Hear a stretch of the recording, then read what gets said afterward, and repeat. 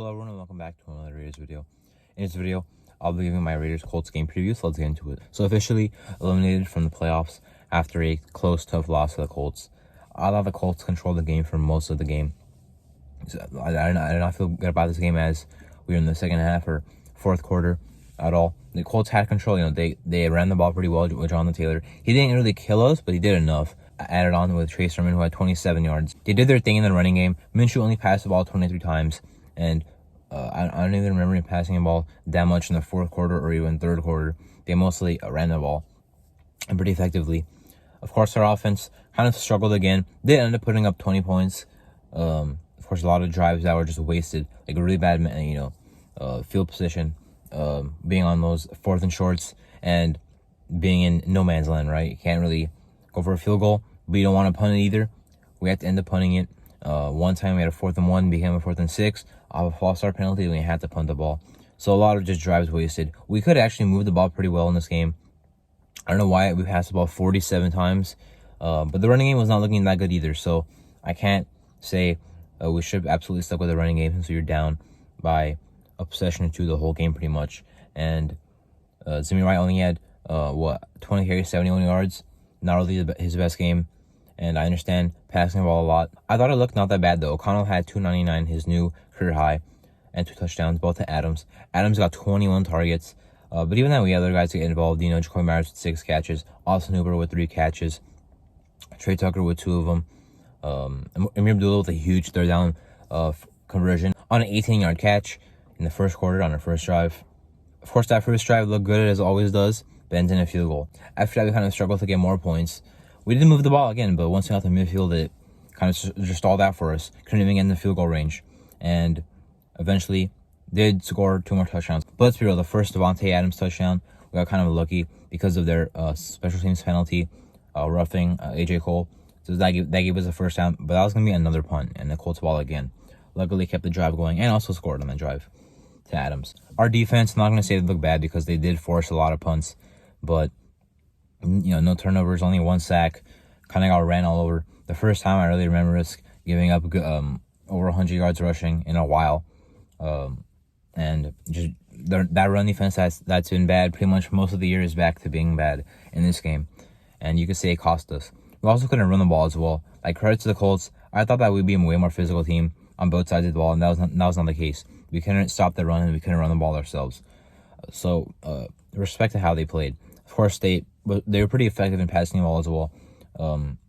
They had a 50-yard completion to Josh Downs. They had a 58-yard touchdown to Alec Pierce.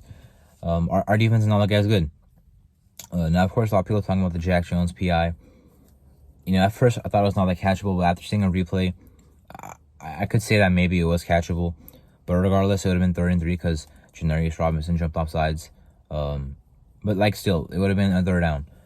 And that got them in the field goal range where they could have put the game away. Now, of course, they missed the field goal, and after looking at some of the angles, including the all 22 angle, I think that was definitely not an offsides, and it was perfectly jumped. So, unfortunately, that was a bad call that did not go our way. 50-yard field goal, Matt Gay barely missed it, and would have had a chance to get a touchdown. We did get a touchdown, but except we were still down 3 points instead of tying the game up and going to overtime, hopefully. So that was a bad call that did not go our way, unfortunately. We had what we wanted. They missed the field goal. After Crosby got a tackle for loss to make the field goal even tougher. And then 45-yarder, and that one was good. And at that point, we needed to score quickly, preferably before the 2-minute warning. But, we only had 3 minutes and 11 seconds to do that. Nice drive, I thought. We got some good plays off for the 2-minute warning. Then after that, we took kind of too long to score. We got all the way to 4th and goal before we scored with about 43 seconds left. By that point, with no timeouts, we know we had to get an onside kick. And if we did not recover, there's no way we could get the ball back. And it was a nice attempt, but we did not recover the onside kick. And our season was over like that. The Colts, of course, we played them well. They are a good team. They're a better team than us. But I thought with the momentum we had, we played better. But our defense did not play as well as I expected, unfortunately. We still are a very good unit on defense. Still excited for the future of this defense, but this was not a very good showing on defense. I still think Antonio Pierce is a guy going forward because not only is he 4-4, not only does he have a signature win over the Chiefs, even a signature win against the Chargers, who sure are really bad, but that was a 49-point win, 42-point win. And I also think that what he brings to a team as a coach is still not, to be denied. You know what I mean? Like, we didn't lose this game because of what he does.